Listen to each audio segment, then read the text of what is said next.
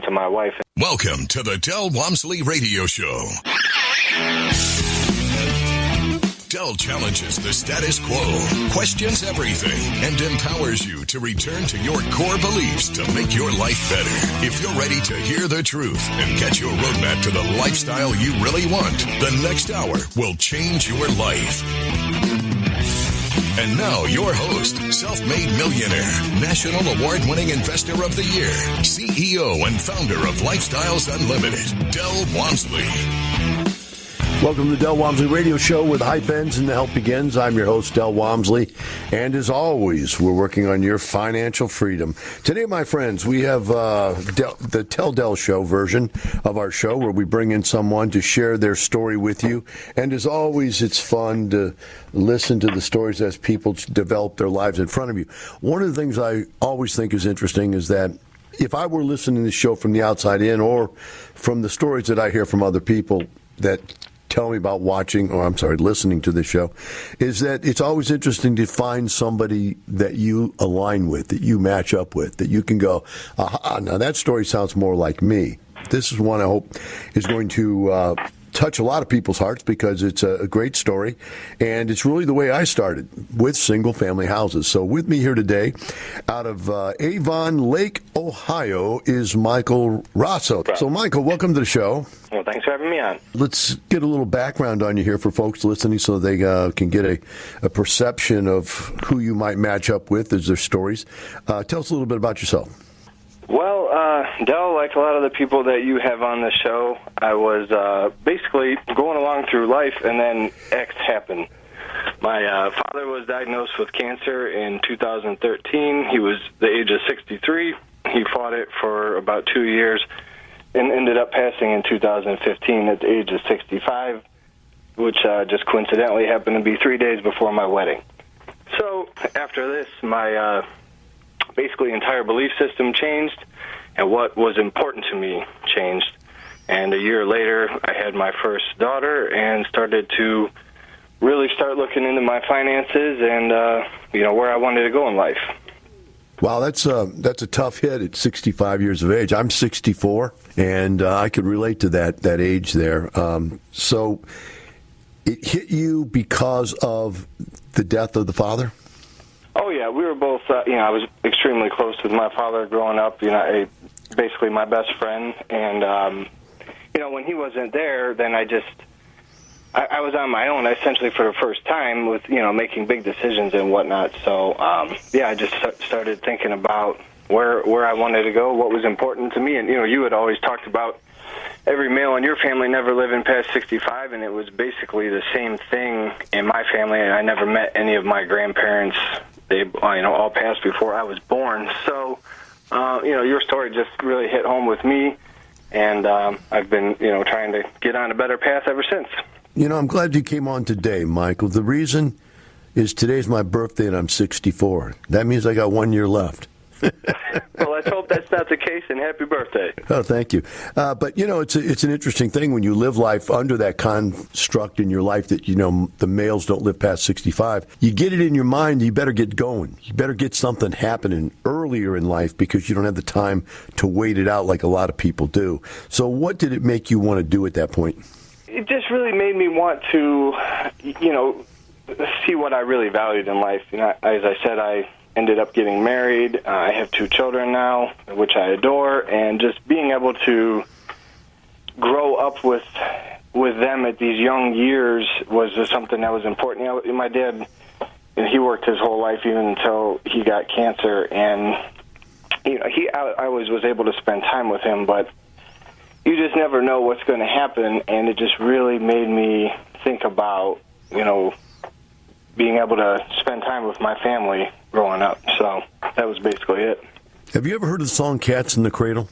Oh, my God, Del. I heard that podcast that you did. I went back and I listened to it, and my dad, I can remember riding in the car with my dad, and my dad telling me that song. I remember distinctly listening to that, and that really hit home with me as well. It's so close, isn't it? It's a painful truth of life that, we're all busy. And we're too busy for the young ones, and then we're too busy for the old ones, and it's just the way it is. So let me ask you a very private question. If you want to just defer it, go ahead and just find a way to defer out of it. And that is, did you learn anything from your father's finances? Because here's a gentleman that worked his whole life. Like you said, he worked, he did his thing. He was just like the perfect American. What did it all end up for, like him and his family? I would say he was a very middle-class, American, the typical 401k, have an IRA, try to pay off your debts. It's funny, I didn't even know who Dave Ramsey was, but that was basically what my dad had taught me his entire life. So he was okay. He left my mother in, good shape financially. She's okay, as you like to say, not wealthy, but okay. And so everything is, bills are taken care of. There's no issue there. That's good. So you came out now, and you had this change in life, and you now are starting to think about a family and everything. When did you decide to look into real estate investing? Because I know you did it before you joined Lifestyles. Yeah, it was funny. I, like so many people, started going down the traditional path, reading the self-help books, stock trading books. My dad had a financial planner who basically, just looked over everything.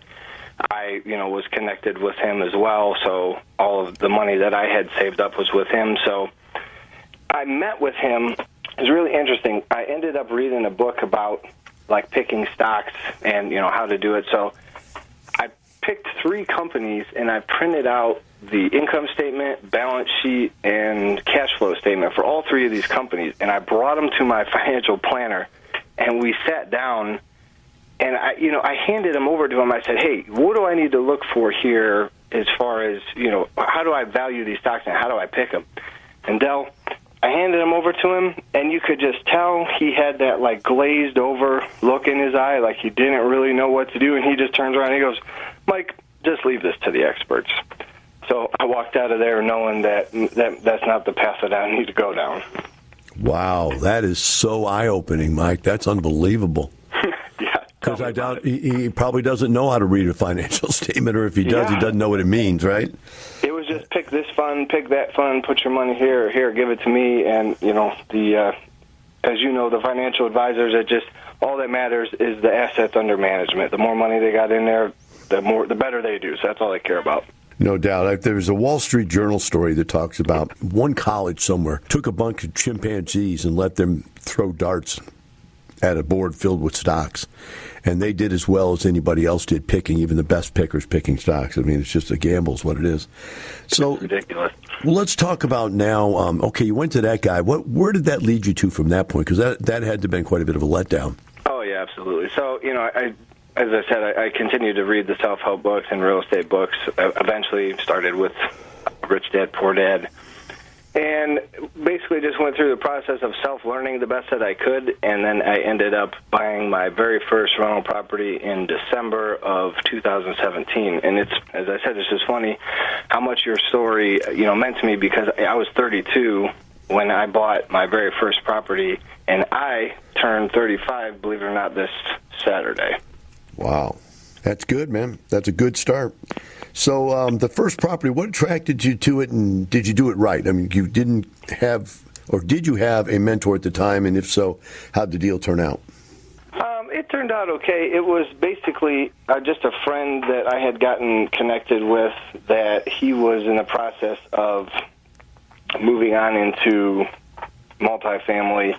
So it was one of his single families that he was getting rid of, in the process of transitioning into the apartment. So I guess it was, for me, it was pretty easy because I knew the guy, and the transition wasn't like going out buying one from somebody I didn't know, which, could be a little intimidating for somebody first time.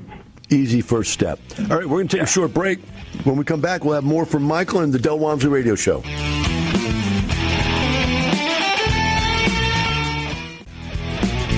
Welcome back. Now here's some more unconventional wisdom to set you free from the man on a mission to retire America, one person at a time, Del Walmsley.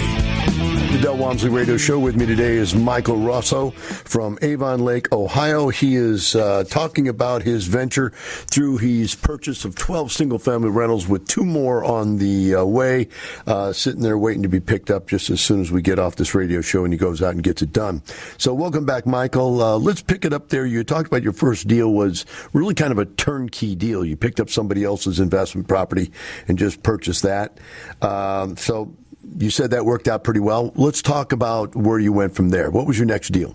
The next deal was actually in basically the same city. All of my rental properties are in the same city. So picked up another one of those and continued to do that until I believe when I came to the 2-day, I had 5 of them. That was back in 2018. So I've basically just been staying the course of, it's funny, all the houses are the same square footage. They're 2-bed, 1-bath houses that are very easy to rent. So I basically stuck with what I knew and have just been following along that path. It's the same thing I did. You find something that works. Some guy got me to buy a 3-bedroom, 1-bath, 2-car garage house, and I go, this is the secret number. So I went all 3-bedroom, 1 or 2-bath, 2-car garage houses forever. Then one day I bought a 2-bedroom, 1-bath. And then another day I bought a 1-bedroom, 1-bath. And then I figured out you can rent anything, including dog houses, if you want to. It's amazingly easy to rent. I know that eventually I'm going to have to go off of this path, and I'm going to have to buy something different. But, boy, when I walk in and, I know the square footage, I know the rehab pretty quickly just because I've done so many of them now that it's just easy to get stuck, I guess. The cookie-cutter way is not a bad way to start a business. There's no doubt about it. I did it. I started out and bought house after house after house, and then you deviate just a little bit. You deviate this slightest amount, and you go, well, that still worked, okay. Then you do another deviation. Then one day along the line, you try something different that doesn't work. Go, whoop. Now you jump right back into your plan. So you're doing a good job. On the second one, did you buy that one all by yourself, or was that bought from somebody else also? That one was just bought right off of the MLS. It's funny, a couple of the houses were on the MLS, but most of them, I ended up just really, like I said, since most of these houses are on the same streets, so I ended up just getting to know people in the neighborhood and other investors in the area. So most of them were just, I bought from other people that never even went on the MLS. Okay, that's great. Another piece of great information for everybody out there. I call this farming, Mike. And farming meant I'd find a subdivision where a house worked, and I found that if a house worked in that subdivision, the price ratio to the rent in that neighborhood worked, then anything else I could find in that neighborhood would work. And so I guess that I maybe had, let's say, I had 100-plus houses. Let's say it was in 10 different subdivisions, maybe more, maybe 15. But I had anywhere from 3 to 5 to 8 houses in every subdivision. Because once it worked, like you said, you just tell the agent in that neighborhood, I want whatever you got. Serve it up to me on a platter, right? Exactly. Yeah, simple, so and I guess that's just the type B part of my personality to just stay with what I know and don't deviate from the plan. Well, that's my type B also, so that's a type B complimenting a type B. I don't know if that's worth anything, but let's move on to, how did you hear about Lifestyles, by the way? Well, it's funny, that guy that bought I bought the very first house from, I ended up meeting him through another platform where other different people meet, and he had always told me, because he had gone to your 2-day in Texas. That was back, I think he went in like 2015 or 2016, but he had always told me to go.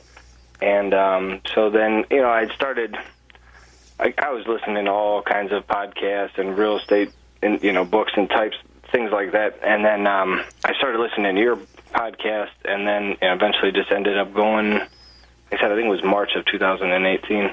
So when you came to the 2-day, tell me about your aha moments, because everybody goes there that, there's that thing going, man, that's the one. I had all this other stuff, right? But, man, that's the light bulb. That made it all different to me. Tell me what you got out of that 2-day that was the light bulb for you. Well, I knew you were going to ask me this question, and I think really what it was for me was going to the 2-day and just seeing other people that I could relate with and basically solidifying what I wanted to do, because although I'm a type B, I guess I have some tendencies to be a type A, and I just kept bouncing back and forth with, well, do I start buying multifamily? Do I stay with single family? And I wasn't sticking directly to just single family until I went there and just decided through talking to other people there, other members and people from the staff, and just said, okay, I need to go on this path for now. My goal is to retire myself, and once I can get there, then I can start thinking about going into multifamily. I think it's rather interesting that you were, I'm trying to think of the word for it. It's like you got second layer mentored by one of my people. Yeah, basically, exactly. I guess that's a very good way of putting it. It shows that what you put out there in the universe really does come back at some point. So were you surprised? I mean, obviously you met one of my members, so you already found somebody who's willing to that would share with you and open with you about what he was doing. Were you surprised how open people were once you got to one of these groups? Absolutely. I mean, I knew just from listening to these type of shows that that's what people do. But when you just get there and you meet all the people and they're so willing to, well, number one, open up their books, but number two, just help you out and give you a suggestion or a pointer here or there, or, hey, go talk to this person. The same thing, I went to the expo for the first time this year before the world ended. Thank God I was able to get down there. And same thing, met so many good people from all across the country that were just really willing to, help you in any way, shape, or form that they could. Did the size, the 5,000 people, surprise you? Oh, yeah. It was. I hope you're able to do it next year, that we can go somewhat back to normal, because for me going down, I just went by myself. My wife didn't come with me, and I mean, it was overwhelming. I just didn't know. I didn't know where to go, who to see. There was all the different breakout sessions, and I got to go to some of them that were extremely helpful.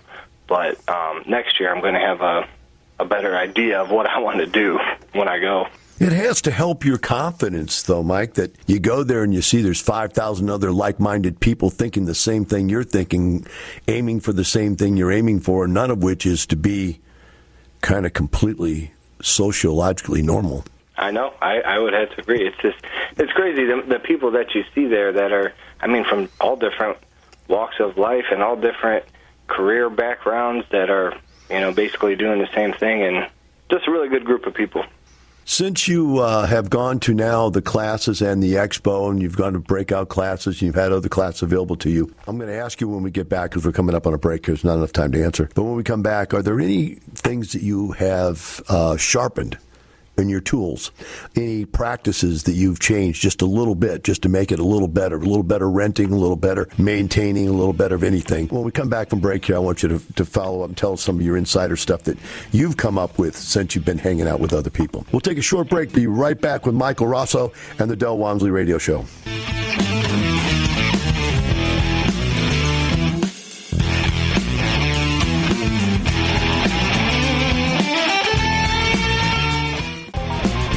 Welcome back. Now here's some more unconventional wisdom to set you free from the man on a mission to retire America, one person at a time, Del Walmsley.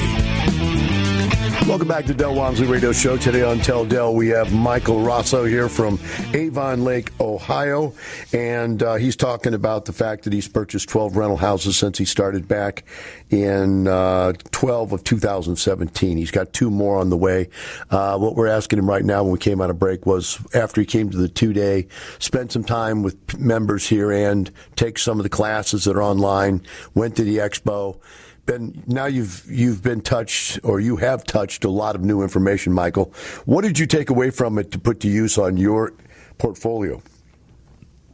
It's really just following your motto, best product, best price, and fully rehabbing the property when you buy it. If there's anything that's going to break, within the first 5 years, just take care of it right up front so you don't have any maintenance issues, and, really taking care of the tenants and, treating them like people.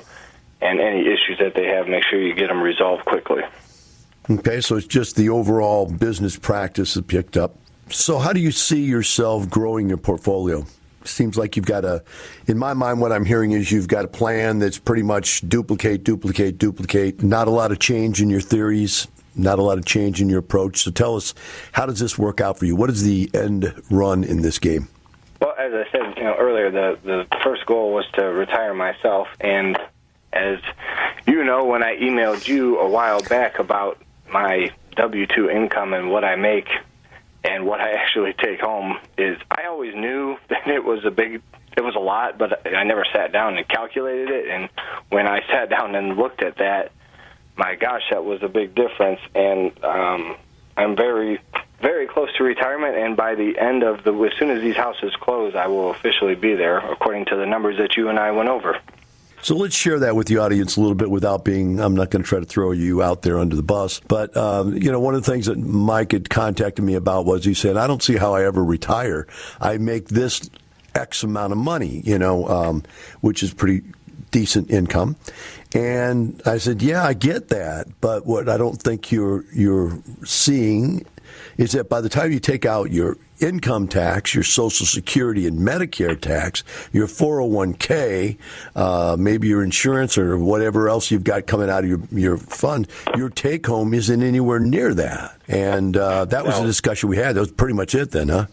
Yeah, and like I said, I knew it was bad, but I never just took the time to go through it. And then when I sent you that email back, the total income, it was 106, and then I had $39,000 worth of deductions by the time you took out 401k, health insurance, federal Medicare, all that stuff. So I needed to hit $66,477, which equates to about $5,500 a month to be retired. And as of today, I'm at just a little bit over 5,000, and like I said, by the end of the week, it will be at that threshold of retirement.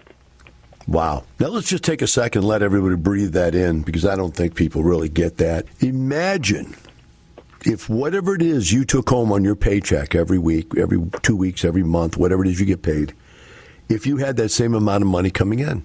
And because the way we earn the money, it's tax-free, we only have to earn that amount of money to be able to replace that. So now what is going through people's minds, Michael, and I want to hear what your perception was after I had this conversation with you, is it just because you now have as much passive income net as you have earned income net, that doesn't mean you quit your job, the world changes overnight or anything, does it? What happens now?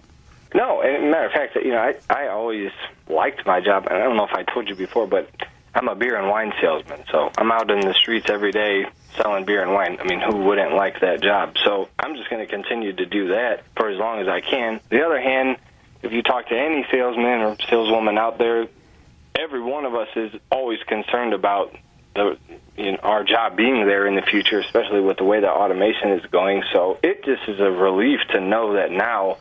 I just always was concerned that was going to happen to me, that I would, one day I would just get called into the office and, hey, salesman number, da-da-da, we don't need you anymore. So now, hopefully that doesn't happen, but if it does, I'm okay. And that is that's the greatest feeling in the world, is knowing that, you're going to be able to provide for your family and not miss a beat. I actually got better at my job once I got to that point, Mike. You're there because you want to be there. Yeah, there's no more stress. Now I'm just out there having fun. Hey, you need my product. Boom, boom, boom. It's a good time. Yeah. So, it's no problem for you to end up having way more. The thing you point out about salespeople, I'm going to add to that, though, because it's really true. Not only can they just say your job's gone, they could just not like you anymore. One of the things I've seen people do is fire salesmen that are making too much commissions so they can bring somebody in and change the commission structure on them. I've seen them keep the same guy, but change his commission structure on him and cut his pay in half. I've seen them cut their territories in half or in some portion. Say, okay, you're making too much money, let's split that territory up, et cetera, et cetera. And the one they used to do to me all the time was I had 6 locations. They used to take my salesmen away from me and my managers away from me and give them to supervisors that had lesser quality people. Go, Dell, you can develop more people. Why don't you grab them? I'm going to take these guys over here and promote them to managers over here under this other supervisor. So they were always taking my salespeople away from me. And, as a salesman, you just know that, right? It's part of the business. Well, that was the other thing that was basically the catalyst that really made me look into. At the time, I didn't know what it was going to be, but it ended up being real estate. Was my competition. There was a guy there who was in his mid-50s, and I think it was 2016 or 2017, January that next year, they called all the salespeople in for a meeting and said, hey, everybody, thank you for last year's numbers. We hit the goals. You did a really good job. And, oh, by the way, they handed out a piece of paper, and everybody had to re-interview for their job. That's just a terrible feeling that, if whoever has to go through that. I'm sorry, man. Oh, God, I'm so sorry. I apologize. That could be me. I'm 30. The scene is it's just such a bizarre scene. Thank you very much for a great year. Now here, you're all fired. We're starting over. That's unbelievable. Yeah, who does that to people? But it happens all the time. It's an amazing world. So we got that under the belt. You're not going to have to sweat that anymore. You're going to survive no matter what happens. You like your job, so you're going to be doing that. Let's talk now about friends and family. What do people think about you doing all this real estate stuff? You got any outside input, good or bad? It was all bad at first. Everybody, my wife, my family, trying to... It was an uphill battle because, of course, you're doing the opposite. You're the Antichrist, doing everything that everybody tells you not to. Oh, you're not going to contribute to your 401k? No. Oh, you're cashing out your kids' 529? Yeah. But now that it's ended up working out, it's been okay. But, it was definitely a challenge to begin with. And now it's funny because, I got my 10 loans, so now I'm Fannie Freddie'd out. So my wife is taking these 2 houses that on the end of the week, they're going to go into her name. So she's finally on board. So the next step will be to retire her as well. And then, see where we'll go from there. What does she do for a living? She is a school teacher. She teaches first grade. So the first rent check that comes from these houses, I think you should make sure she gets like a new purse or a pair of shoes or something. It's funny. I just did that for the first time because I was so adamant about saving my money and not spending any of this rent money.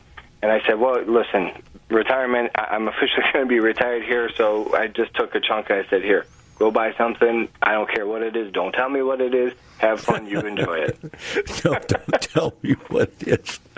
Yeah. You got to get into the enjoyment of giving. You got to let them. And by the way, you can't pick it out for them. There's no way. Don't even try. No. I've tried. I used to get away with it when I was first dating my girlfriend, now my wife. I got away with my daughter was a young girl. And then I got to where they would tell me what each other wanted. And then it got to the point where they don't even want to bother telling me what they wanted. They just say, buy this. Yep. But you get the enjoyment of being the guy that goes down and buys it and gives and wraps it in a box and try to put the box. What you do is you buy the thing they want, and then you buy 4 boxes, and you put it inside of a box, and put a rock in there. And that way they have no idea what it is, right? Or split it up, take it apart, and put it in 3 or 4 boxes so they don't know what it is, and wrap those boxes so they've got a lot of things to open. And that's the only joy you have left in life once you're rich, I guarantee you, because they can have whatever they want at that point. Yeah, well, you had said before that just being able to enjoy consumption, because it would be, I had that mindset before. It was just save all this money. And when you're contributing, I was contributing 15% to my 401k plus a 529 plus another IRA. There really wasn't a whole lot of money left over. So you go buy something, whether it's a gift. You're right. Or, we got to take a break. When we come back, we'll go back to this. A very good point about enjoying consumption. We'll be right back with Michael Rosso and the Del Walmsley Radio Show.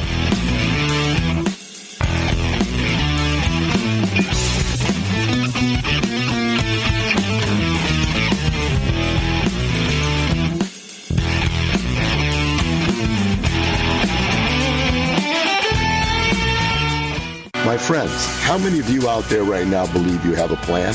I followed the conventional plan for years, and then the conventional plan blew up in my face. I wonder how many of you can relate to that exact same thing. The real question is, how many of you have actually figured out how to turn that thing around and make it happen? Do you have a plan? Lifestyles Unlimited has one for you. It's worked for countless others. Retire in 5 years or less. Come learn more. Join us for our live online workshop. Register at lifestylesunlimitedworkshop.com. Welcome back. Now here's some more unconventional wisdom to set you free from the man on a mission to retire America, one person at a time, Del Walmsley. Show with me here today is Michael Rosso from Avon Lake, Ohio. And Mike has accumulated 12 rent houses. 2 more this week are going to be picked up. It's going to give him a total of 14.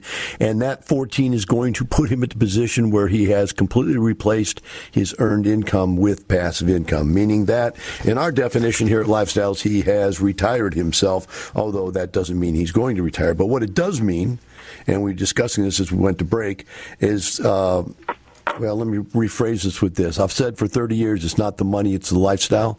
Because it doesn't matter how much money you have. Money isn't fun until you have the lifestyle to make it fun. And Michael brought up a very good point right before the break. He brought up the point for the first time he was able to go enjoy spending and really consuming money. Michael, pick it up from there and tell us how it felt. No, I was just telling you that for the first time, I took some money from the rental business and I gave some to my wife and told her, hey, here's some money, go buy whatever you want to, and don't tell me about it. And it was the first time that I didn't feel like I was, almost self-sabotaging or robbing myself, because before I was saving every penny that I could and investing in all of these different mutual funds and whatnot, so there really wasn't a whole lot of money left over, and you have a little safety net set aside, and then you go take some money out of that. It just really hurts, because you know how hard you got to work to put that money back in there. And this, I don't have to, because the business makes money every month. And that's really the key, is that all the investments, quote unquote, I say that with the tongue in cheek, and parentheses around it, if you can see my air quotes, is that those investments don't pay cash. Rule number one, don't lose money. We've already talked about the stock market being crazy.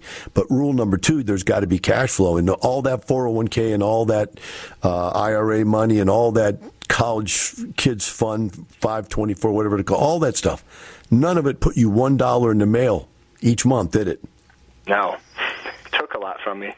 Isn't that wild? You're paying money out of your pocket for what they're saying is success. Instead, I've got money coming in. Now you've got money coming in, and everybody else is doing this, has money coming in, which is success. So it's got to feel a lot better. What did your wife think of that, by the way? Did she have any comment on that?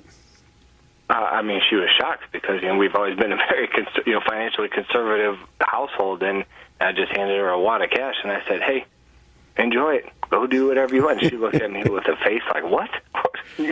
I could just go buy something? Yeah, go ahead. So did she tell you what it was? Oh, as a woman, it was clothes, more clothes. Apparently she doesn't have enough, so now there's more clothes. Hey, there's never enough. And I'll tell you, there's never enough until there's so much that fills all their closets, overflows from their closet into every other closet in the house. And then you know what it's time for? Bigger house. Absolutely. We've got no closet space. We need Well, Del, I've got 3 of them in my house. I have my wife and I have 2 daughters. So now she buys clothes for them too. So yeah, I see exactly what you mean. You're doomed. Everywhere. 3 women, you are doomed. Oh my gosh. Yeah, it's a lot. Yeah, well, that's the way you have to live life. Somebody else take care of them. And so absolutely, that's your job now. Well, we've got yourself in a situation where you've got past the first goal. What is the next goal and the next goal after that? Have you thought out the plan for the following? I guess you said you're going to retire your wife. What does your wife need? How much you need to take her off the working roles? I haven't calculated hers exactly, but it's going to be around the $4,000 a month. So it's funny you ask, because it's going to be an interesting situation if I continue to get, the 20 mortgages, 10 between me and her, 10 for me and then 10 for her on the Fannie Freddie side. And then do I, start looking into, I know a lot of the members end up doing passive deals first, kind of learning that way. I've thought about doing that. At the same time, I kind of want to do just a small IRO deal myself, something manageable, like a 10, 15 unit, something just to kind of get my feet wet. And because obviously that's where everybody ends up, as you've said many times, that if you're going to, create real wealth, multifamily is the way to go. I know that, so eventually that's where I want to end up, just not sure when I'm going to take that step. Well, I want to clarify for others out there, Fannie Mae gives you really the highest quality loans out there. There's many reasons, and I'm not going to go into it because we only have a few minutes left here. But Fannie Mae only allows an individual to have 10 loans, or a married couple if they filed jointly 10 loans. So in this situation, he's using his wife to get 10, and he already used up his 10. But the truth of the matter is, Mike, is that there's still other ways to get loans, and you can do one of two things. You either go out directly to a bank, get a loan on a house, or you can bundle some of your Fannie Mae loans, pay them off, and put them inside of a company like an LLC, get a business loan on it, and go. Then you got 10 Fannie Mae loans back again. So you're not done at 20 if you think you want to stay that way. But if you don't, my recommendation is definitely go for the small apartment yourself. There's so much more to learn, so much more money to gain. And since you've done so much hands-on with these single-family houses, it'd be nothing for you to run a 10-unit apartment. In fact, you're going to find a 10-unit apartment's easier than 10 houses because they're not spread out all over the place, right? You know, it's funny. I didn't even mention this to you before, but I've actually had a property manager from day one with all these rental properties because that guy that I knew had a property manager because he was out of state, and then I just ended up hooking up with him. So all of these properties that are still cash flowing really well, I have a property manager on top of that. So it's kind of nice to have that going into it. Wow, you didn't tell me that. That's amazing. Because if you've already got that much cash flow and you have a property management, you've got it made. I mean, exactly. if it's hard to change it. You built it in to where you don't have to work, then there's no reason for you not to continue to do what you're doing. Yeah, absolutely. I mean, that's great. The problem is now if you go to a multifamily, you got to find a different property manager. In general, they can't do both. Exactly. Yep. They don't do both very well, so that's possible. But still, that's great, man. I mean, that story makes the story even better all the way around. Well, when I heard your story and we discussed this, I wanted to get you on because I thought it's the type of story that people can relate to. And I'm glad that you got in with us and your friend sent you to us. And I'm glad that you're doing well. Well, thanks. For the rest of you out there, think about this. You know, think what he's done. It's not for a little bit of money. It's for an incredible lifestyle. Have a wonderful day. We'll see you tomorrow. The information and opinions you hear on the Del Walmsley radio show are those of the host, Del Walmsley, his guests, and his callers, and do not necessarily reflect the opinions of this station, its affiliates, its management, or advertisers. The Del Walmsley show is for entertainment purposes only. Please consult a professional regarding your personal investment needs. Nothing presented on the Del Walmsley show constitutes an endorsement, recommendation, offer, or solicitation to buy or sell any product or security.